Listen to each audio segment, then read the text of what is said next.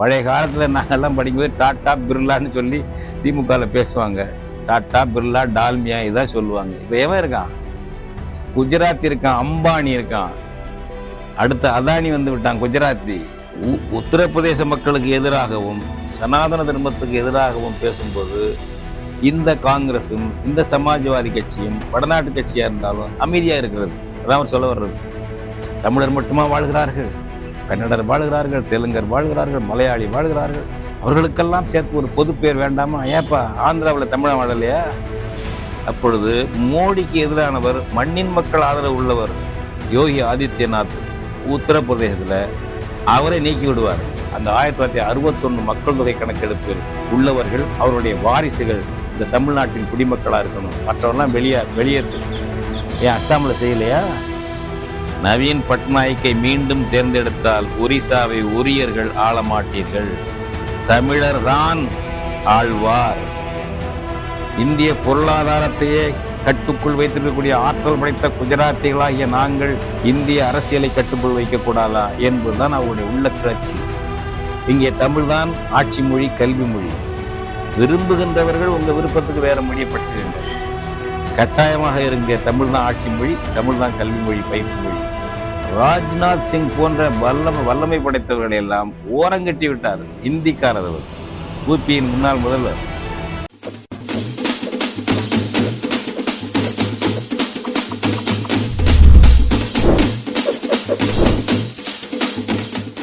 என் அன்பிற்கும் பாசத்திற்கும் உரிய இளம் தமிழர்களே, தமிழ் இனத்தின், தமிழர் தாயகத்தின் எதிர்கால நம்பிக்கை விண்மீன்களே, உங்களுக்காக இந்த உரையை நிகழ்த்துகிறேன்.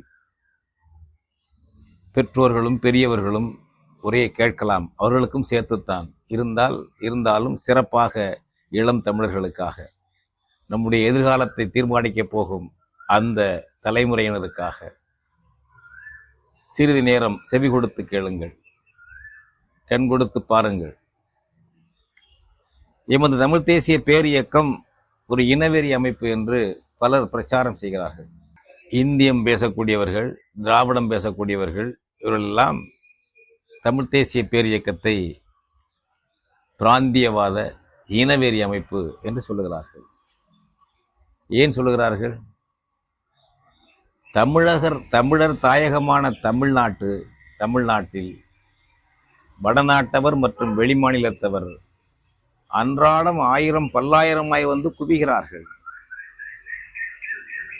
சாதாரணமாக நாற்று நடுவதிலிருந்து, வானுயர கோபுரங்கள் கட்டுவதிலிருந்து, மின்னணு சாதன பணிகளில் இருந்து எல்லாவற்றிலும் அயல் மாநிலத்தார்.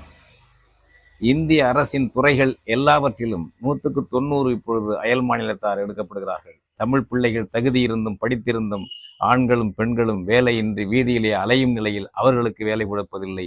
திட்டமிட்டு இன ரீதியாக ஒதுக்கப்படுகிறார்கள். இதையெல்லாம் தான் சுட்டி காட்டுகிறோம். இந்த உரிமையெல்லாம் தான் வேண்டும் என்கிறோம். தமிழ்நாடு தமிழர் தாயகமாக நீடிக்காது, இந்த நிலை தொடர்ந்தால் இன்னொரு இந்தி மாநிலமாக மாறிவிடும் என்று எச்சரிக்கிறோம். இது என்ன பொய்யா? பட்டி தொட்டியெல்லாம் பாருங்கள், பட்டணங்களில் பாருங்கள், குக்கிராமங்களில் பாருங்கள், எங்கும் இந்திக்காரர்கள். நாற்று நடு வேலையிலிருந்து மின்சாதனங்களை இயக்கும் வேலை வரை எல்லா இடத்திலும் இந்திக்காரர்கள்.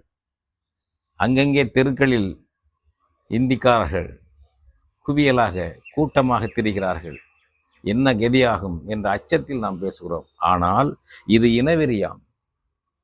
இந்திய அரசமைப்பு சட்டப்படி 1956ஆம் ஆண்டு நவம்பர் 1ஆம் நாள் தமிழர் தாயகமாக தமிழ்நாடு அமைக்கப்பட்டது. தமிழர் தாயகம் என்று தானே அமைத்தீர்கள். மொழி வழி மாநிலம் என்று தானே அதற்கு பெயர் சொன்னீர்கள். மொழி வழி மாநிலம் எந்த மொழி வழியே? தமிழ் வழி மாநிலம் இது. அப்படி ஒரு கன்னடர்களுக்கு கன்னட மாநிலம், தெலுங்கர்களுக்கு தெலுங்கு மாநிலம், எல்லாம் தானே பிரித்தீர்கள். இந்த மொழி வழி மாநிலம் என்பது இன வழி மாநிலமும் ஆகும். தமிழருக்குமான தாயகம் தமிழ்நாடு. இந்த தமிழருக்குமான இந்த தமிழ்நாட்டில் மிக சிறுபான்மையாக வெளியினத்தவர், வெளியிலிருந்து குடியேறியவர்கள் வாழலாம். அது வரலாற்று போக்கு. ஆனால் ஒரு நாளைக்கு 1000 பல்லாயிரமாய் வந்து குவிந்து எல்லா வேலைகளையும் கைப்பற்றி கொண்டு அந்த ஆக்கிரமித்தால் அதை தடுக்க வேண்டாமா? அதை சொன்னால் தமிழ்நாடு தமிழர் தாயகமாக நீடிக்காது என்ற எச்சரிக்கையை நாங்கள் சொன்னால் இனவெறியர்கள் என்கிறீர்கள். ஏதோ இனவாதத்தை பேசுகிறார் நரேந்திர மோடி. ஒரே பாரதம், ஒரே பண்பாடு, ஒரே அரசியல், ஒரே எல்லாம் ஒரே ஒரே ஒரே ஒரே மதம் என்று பேசிக்கொண்டிருக்கும் மோடி தமிழ்நாட்டுக்கு வந்தால் தமிழர் பெருமையை பேசிக்கொண்டிருக்கும் மோடி ஒரிசாவிலே சில நாட்களுக்கு முன்பாக அங்கே ஒரு தேர்தல், எல்லாருக்குமான தேர்தல் தான், கட்டம் கட்டமாக நடக்கிறது. 13/5/2024 அன்று நடத்த வேண்டிய தேர்தலுக்கு முன்பாக ஒரு 2 நாட்களுக்கு முன்பாக பரப்புரைக்கு போன நரேந்திர மோடி என்ன பரப்புரை செய்தார் தெரியுமா? 5 முறை அங்கே பிஜு ஜனதாதள கட்சி தலைவர் நவீன் பட்நாயக் முதலமைச்சராக இருக்கிறார். அவர் மீண்டும் வெற்றி பெற்று விடுவாரோ என்று அச்சப்படுகிறார்கள். அந்த மாநிலத்தில் சட்டமன்றத்துக்கும் தேர்தல் நடக்கிறது. அவர் சொல்லுகிறார், நவீன் பட்நாயக்கை மீண்டும்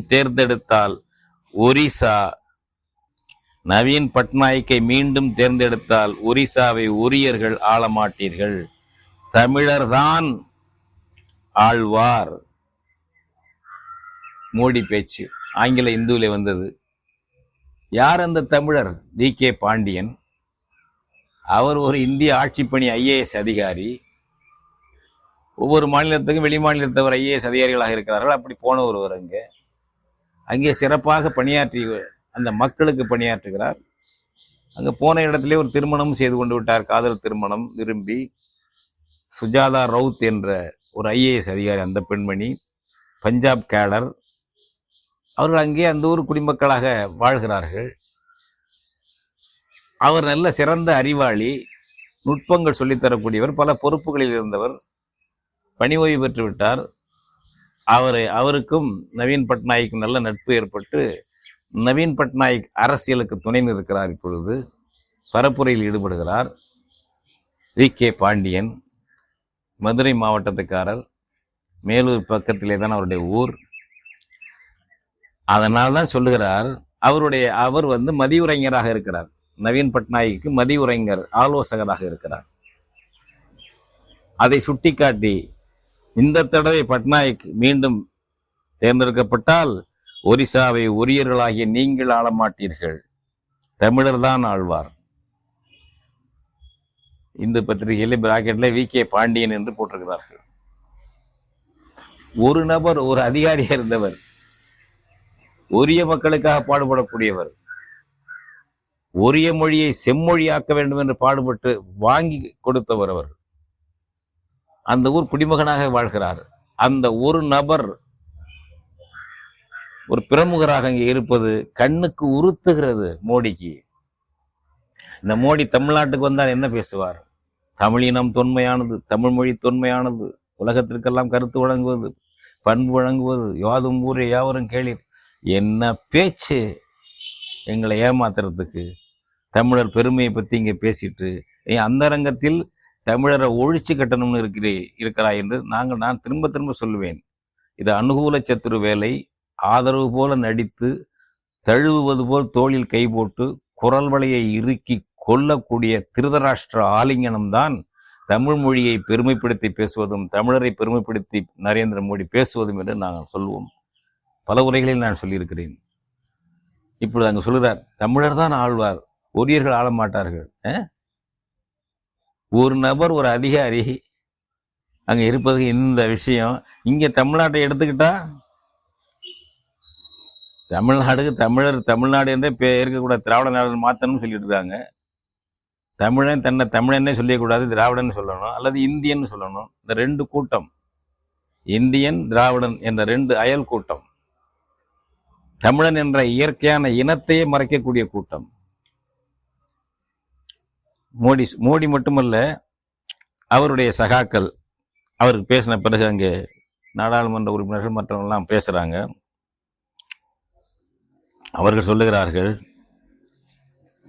நவீன் பட்நாயக் வெளியாருடைய, அவுட் சைடருடைய கைப்பொம்மை ஆகிவிட்டார். அவுட் சோர்சிங் பண்ணித்தான் ஆட்சியை நடத்தி கொண்டிருக்கிறார் நவீன் பட்நாயக். தலைப்பே இதுதான். BJP keeps a attack on BJD claims Naveen Patnaik is controlled like a puppet. அவர் ஒரு கை பொம்மையாகிவிட்டார். பல தலைவர்கள், மாநில தலைவர்கள், மத்திய தலைவர்கள் எல்லாம் சேர்ந்து பத்திரிகையாளர் கொடுத்த செய்தி.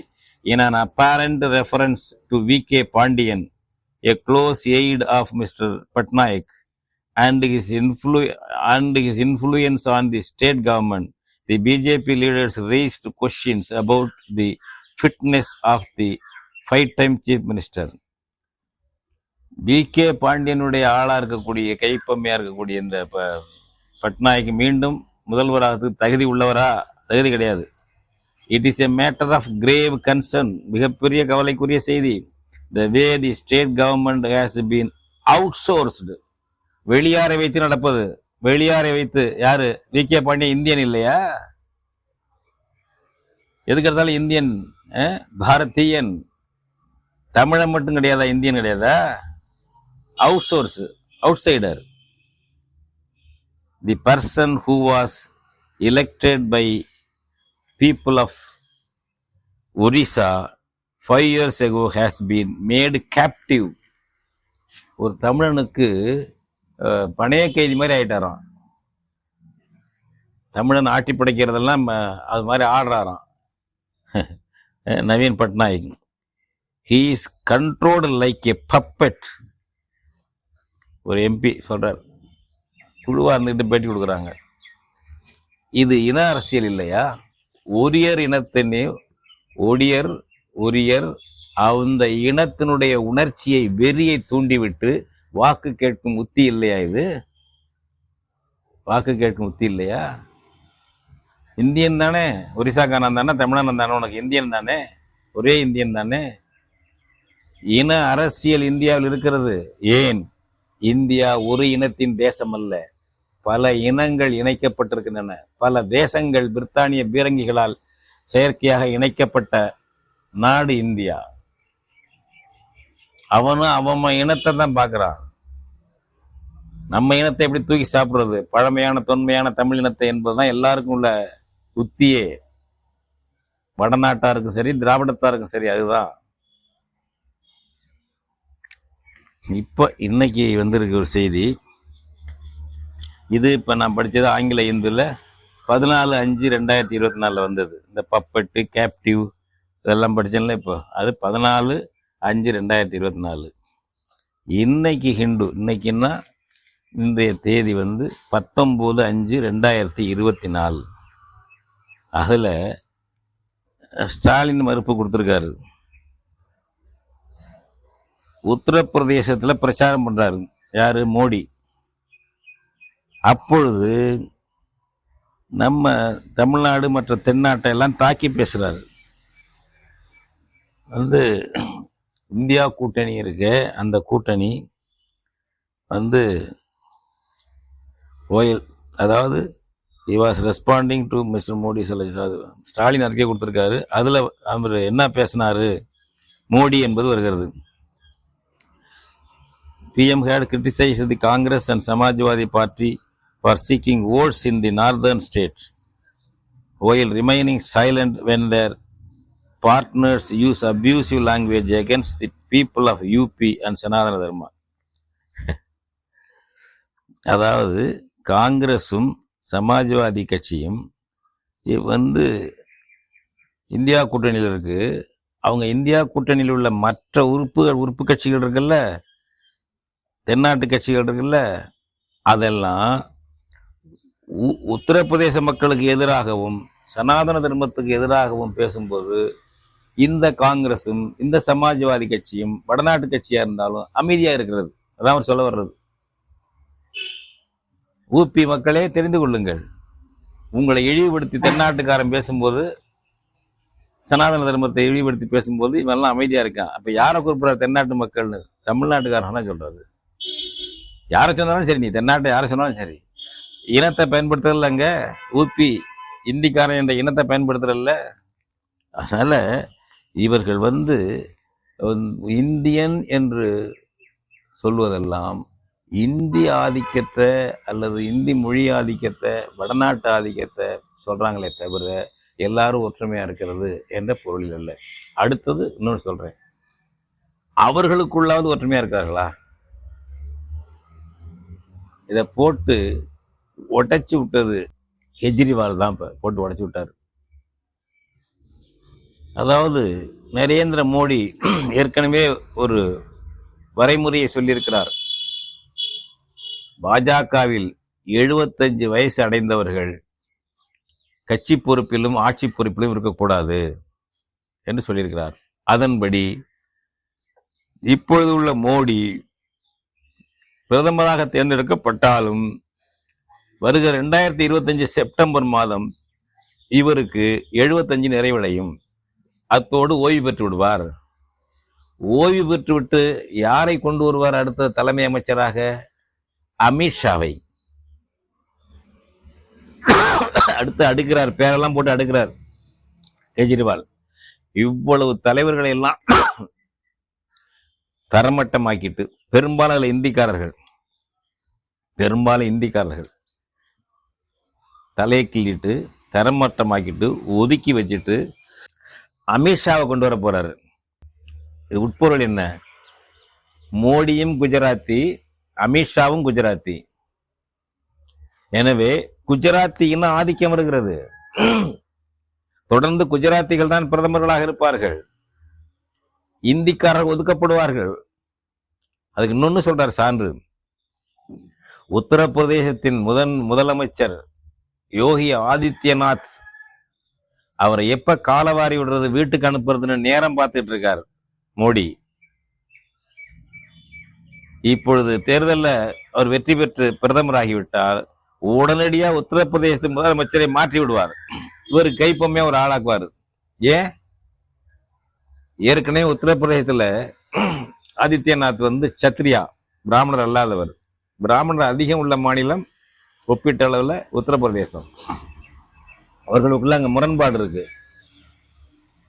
பிராமணிய கட்சி பாஜக என்பது, RSS என்பது பிராமணிய ஆதிக்கம், பிராமணிய தலைமையில உள்ள கட்சி. அந்த தத்துவம், அந்த நபர்கள் எல்லாமே அவங்களுக்கு தான். அதுக்கு சேவகம் செஞ்சாக்க எல்லாரும் இருப்பாங்க. இப்ப மோடி எல்லாம் பிராமணியத்துக்கு அடிவருடி சேவகம் செய்து கொண்டிருந்தால் மோடி அனுமதிப்பார்கள். கொஞ்சம் வித்தியாசம் பண்ணி ஏதாவது சமூக நீதி அதுன்னு பேசிட்டா போச்சு. உடனே மோகன் பகவத் தலையிட்டு மோடியை நீக்கிடுவார். மோடி அரசியல் வாழ்வு முடிஞ்சிடும். அதனால அதுல ஓட்டிக்கிட்டு இருக்காரு.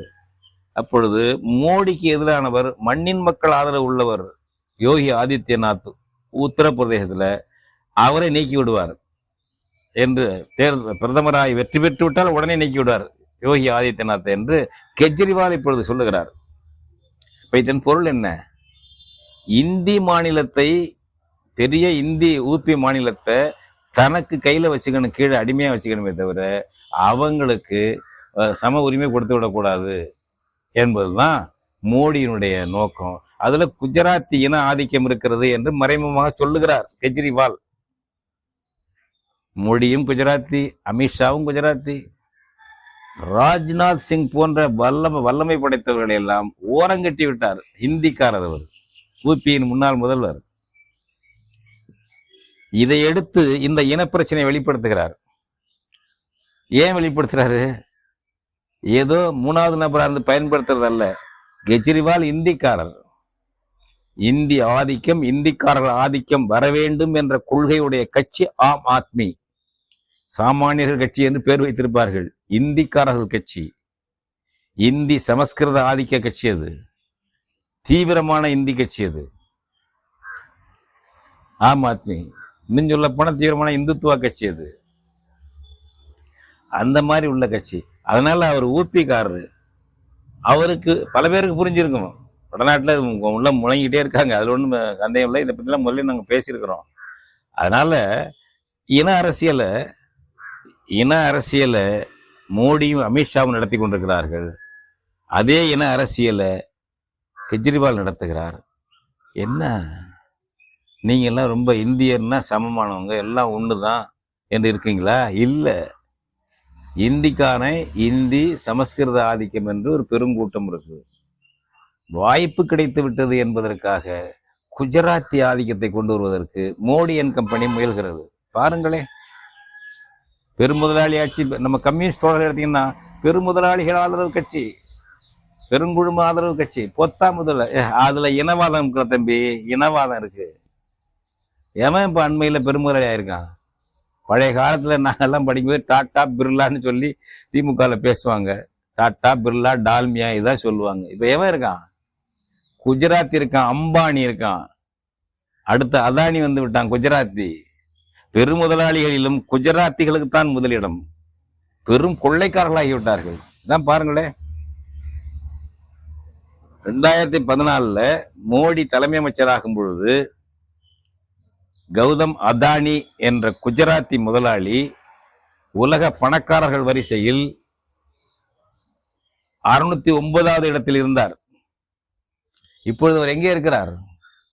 10 ஆண்டுகளில் எங்கே இருக்கிறார்? உலக பணக்காரர்களில் 3வது இடத்தில் இருக்கிறார்.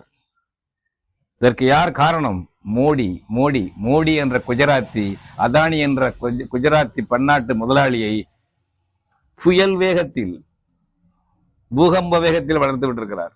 சாதாரண இல்லை. அதுக்கு முன்னாடி வளர்ந்தவன் யாரு? அம்பானி. எப்போ வளர்ந்தாங்க? 70களில் வளர்ந்தவர்கள்.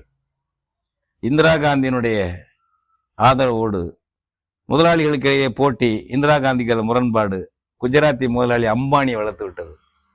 ஒரு சின்ன மாநிலம் குஜராத், அவன் தான் இந்திய பொருளாதாரத்தை ஆளுகிறான், இன்னைக்கு ஆண்டுகிட்டு இருக்கான்.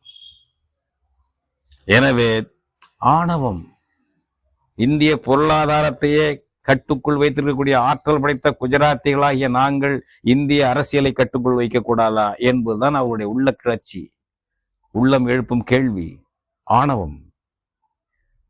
அப்ப முதலாளி வளர்ச்சியிலும் அந்த 10ஆம் முதலாளிகளை வளர்க்குறான். முதலாளி வளர்க்குறான், ஏய் இனம் பார்த்து வளர்க்குறான். தமிழ்நாட்டு முதலாளி கொடுக்குறான்னா இப்ப முதலாளி இவராக இருக்கட்டும், மோடி இருக்கட்டும், ஸ்டாலினா இருக்கட்டும், உலகம் பூரா முதலாளிகளை இருக்கிறேங்கிறீங்களே. வடநாட்டு முதலாளிகளையும் பன்னாட்டு முதலாளிகளையும் ஈர்ப்பதற்கு மாநாடுகள் நடத்தி கொண்டிருக்கும் மு.க. ஸ்டாலின் தமிழ்நாட்டு முதலாளிகளை வளர்க்க ஏதாவது செய்கிறாரா? எத்தனை பேர் தமிழ்நாட்டு முதலாளிக்கு வாய்ப்பு கொடுத்தாரு ஸ்டாலின்? அவர் கொண்டு வந்திருக்க முதலாளி பட்டியலாம் பாருங்க, தொழில் முனைவோர் பட்டியலாம் பாருங்க. வடநாடு அல்லது வெளிநாடு, தமிழனும் தமிழை செய்யும் தமிழ்நாட்டிலே புறக்கணிக்கப்படுறாள். இதை பல தடவை சொல்லியிருக்கோம். அவர் நந்தம்பாக்கத்தில் நடத்தின உலக வர்த்தக மாநாடு, அதனுடைய ரிசல்ட்டே சொன்னோம், பேரெல்லாம் படித்தோம். முதலாளித்துவருக்கு மொட்டையா சொல்லுவான் கம்யூனிஸ்ட். குஜராத்தி முதலாளித்துவம் இருக்கிறது, அடுத்த நிலையில் இந்திய முதலாளித்துவம் இருக்கு, வடநாட்டுக்காரன் இருக்கான். ஞாபகம் வச்சுக்கோங்க. இன அடிப்படையில் தான் அம்பானியா இருந்தாலும், டால்மியாவா இருந்தாலும், அதே போல அதானியா இருந்தாலும், ஹிந்துஜாவா இருந்தாலும், அகர்வாலா இருந்தாலும், வடநாட்டு இன அடிப்படையில் தான் இந்திய ஆட்சியாளர்களால் ஜாக்கி வச்சு தூக்கி உயர்த்தப்படுகிறார்கள். தமிழர்கள் சிறு தொழில், நடுத்தர தொழில் உள்பட எந்த தொழில் முதலாளியாக இருந்தாலும் புறக்கணிக்கப்படுகிறார்கள். அப்பொழுது இளம் தம்பிகளே, தங்கைகளே, பேரப்பிள்ளைகளே, எல்லாவற்றிலும் இந்திய தேசிய அரசியல், திராவிட அரசியல், எல்லாவற்றிலும் இனம்தான் முக்கிய பங்கு வகிக்கிறது. எதற்காக திராவிட இந்த இனத்தை திணித்தார் பெரியார்?